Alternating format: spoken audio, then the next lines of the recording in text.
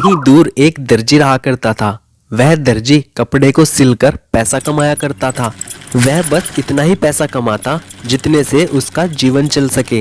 वह दर्जी खुद को बहुत बहादुर मानता था। दरअसल उसका नाम बहादुर कैसे पड़ा, उसके पीछे भी एक कहानी है। उसकी दुकान के सामने हमेशा जानवरों का जमावड़ा लगा रहता था और वो उन्हें डंडे से भगाता। कभी कभी वो जंगली जानवर को भी डंडे से ही भगा दिया करता। इसलिए गांव वालों ने मजाक मजाक में उसका नाम बहादुर दर्जी। लेकिन दर्जी अपने नाम को लेकर बहुत खुश हुआ करता। उसे अपने आप पर बहुत घमंड होता कि सब उसे बहादुर मानते हैं। एक बार उसने कई सारी मक्खियां मार दी और शेखी दिखाने के लिए गांव वालों के पास गया और बोला, पता है आज मैंने एक साथ कई मक्खियां मार दी हैं। इन मक्खियों को ये नहीं पता था कि ये किसे परेशान करने के लिए आई हैं। मैंने एक बार में ही इनका काम तमाम कर दिया। गांव वाले इसके मजे लेने के लिए उसके सामने बोलते, अरे तुम्हारा नाम बहादुर ऐसे ही थोड़ा ही है, तुम जंगली जानवरों को नहीं छोड़ते। ये मक्खियाँ भला तुम्हारा क्या बिगाड़ सकती हैं? और इसके जाने के बाद उसकी बहुत मजाक बनाते। ये बहादुर दर्जी सच में ही अपने आप को बहादुर मानता है। इसे ये नहीं पता, ये तो सब इसे मजाक में ही कहते हैं। ये सच में आपको बहादुर मानने लगा। और इधर दर्जी खुश हो जाता कि गांव वाले उसे कितना बहादुर मानते हैं। उसके मन में बैठ गया था कि वो एक सच में ही बहादुर है। वो सभी को बताया करता कि वह एक बार में कई को मार सकता है। ये बात धीरे धीरे राजा ने सुनी और एक दिन राजा के दरबार से कुछ लोग दर्जी के पास आते हैं। अरे सुनो, ये बहादुर दर्जी कौन है यहाँ? क्या हुआ मालिक? बहादुर दर्जी तो मैं ही हूँ, लेकिन मुझसे क्या गलती हो गई मालिक? वो तो हमें नहीं पता, लेकिन तुम्हें राजमहल में महाराज ने बुलाया है। महाराज ने? लेकिन क्यों? वो तो तुम्हें महाराज ही बताएंगे कि क्या बात है। बहादुर उनके साथ राजमहल चल देता है। राजमहल पहुंचने पर, क्या तुम ही बहादुर दर्जी हो? जी महाराज, मुझसे क्या गलती हो गई महाराज? तुमसे कोई गलती नहीं हुई है बहादुर। हमने तुम्हारी बहादुरी के बहुत चर्चे सुने हैं। तुम्हारे लिए हमारे पास एक काम है जो सिर्फ तुम ही कर सकते हो। ऐसा क्या काम है महाराज जो सिर्फ मैं ही कर सकता हूँ? दरअसल हमें राज्य में एक दानव से बहुत परेशानी हो रही है। हमने सभी प्रयत्न करके देख लिए, लेकिन कोई फायदा नहीं हुआ।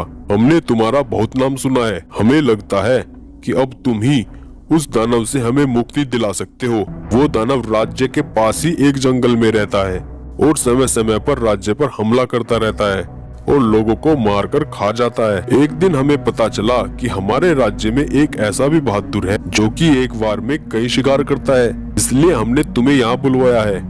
इसके बदले हम तुम्हें मुंह मांगी कीमत देने को तैयार। क्या तुम तैयार हो बहादुर? दर्जी ने सोचा, कपड़े सिल कर थोड़ा बहुत कमाने से अच्छा है कि राजा के काम ही आ जाऊं। अगर मैं बच गया तो बहादुरों की तरह जीऊंगा, नहीं तो मर ही जाऊंगा।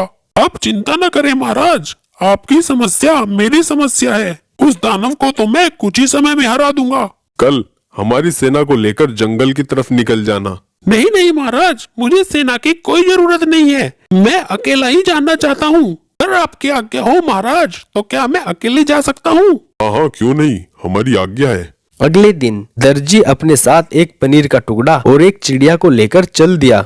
चलते चलते वो गुफा के पास पहुंचा जहां वो दानव रहता था और जोर जोर से चिल्लाकर बोला, कौन है वो दानव जो महाराज को परेशान कर रहा था? बाहर निकलो। क्या डर गया मुझसे? देख कौन आया है। आज मैं तुझे मसल कर रख दूंगा दानव के बच्चे।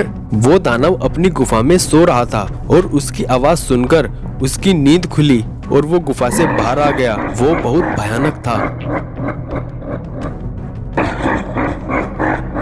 इसकी मौत आई है जो मुझे बुला रहा है। मौत तो तेरी आई है काले कलूटे राक्षस। पता है मैं कौन हूँ? बहादुर नाम है मेरा। तू जैसे को बहुत को ठीक किया है मैंने। मूर्ख, अपना वजूद देख। तू मुझे कैसे मार सकता है? तेरे में इतनी हिम्मत कहाँ से हुई?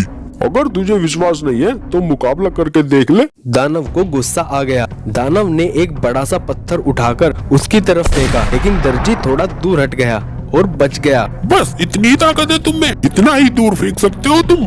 अब मुझे देखो मैं क्या करता हूँ। ये कहते हुए दर्जी ने धीरे से अपनी जेब से चिड़िया को और ऊपर उछाल दिया। चिड़िया आकाश में उड़ गई, फिर वो कभी नीचे नहीं आई। दानव ने सोचा, यह तो कोई बलवान प्राणी लगता है।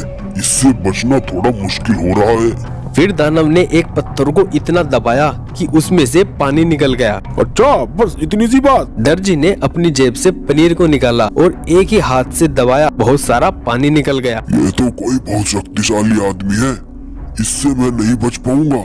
अपनी जान बचाने में ही भलाई है। दानव ने हार मान ली और कहा, मुझे छोड़ दो, मुझे मत मारो। मैं तुम्हें एक ही शर्त पर नहीं मारूंगा। शर्त ये है कि तुम इस जंगल को छोड़कर कहीं दूर चले जाओ और किसी को भी परेशान नहीं करोगे। जैसा आप कहोगे मैं वैसा ही करूंगा, बस मुझे जाने दो। और अगले ही पल उस दानव ने जंगल को छोड़ दिया। दर्जी ने आकर राजा को जब ये खबर दी तो राजा बहुत खुश हुए और दर्जी को बहुत सारा धन देकर विदा किया।